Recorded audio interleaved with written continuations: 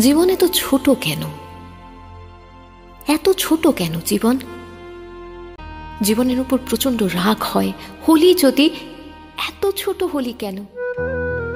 আমাদের জীবনে সময়ের সাথে প্রিয়জন বিয়োগের শোক থাকে, কিন্তু সেই শোককে বুকে রেখেই পিছিয়ে পড়া মানুষদের খুশির মাঝে আনন্দ খুঁজে নিয়ে প্রিয়জনকে অনেকের মাঝে বাঁচিয়ে রাখলেন জানকী দেবনাথ ও লীনা দেবনাথের মতো মানবিক গুণসম্পন্ন মানুষেরা।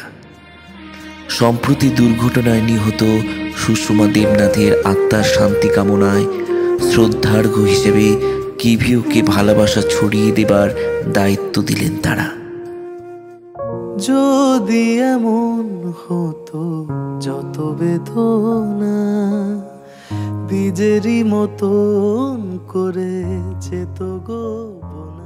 সুষমা দেবীর বিদেহী আত্মার শান্তি কামনায় ওনার পরিবার আজ একটি ফুড ব্যাংকের আয়োজন করেছেন। এক ঐশ্বরিক আয়োজনের মাধ্যমে খাবার হিসাবে প্রায় 70 জন মানুষের মাঝে খাদ্য সামগ্রী তুলে দেওয়া হলো। এর পাশাপাশি কিছু প্রয়োজনপূর্ণ মানুষদের মাঝে নতুন বস্ত্র তুলে দিলেন। একজন অন্ধ দম্পতির অনুরোধে তাদের কন্যার শিক্ষার পথে যাতে কোনো বাধা সৃষ্টি না হয় তার জন্য কিছু নতুন বই, তাদের পরিবারের জন্য নতুন পোশাক এবং কিছু খাদ্য সামগ্রী তুলে দেওয়া হলো।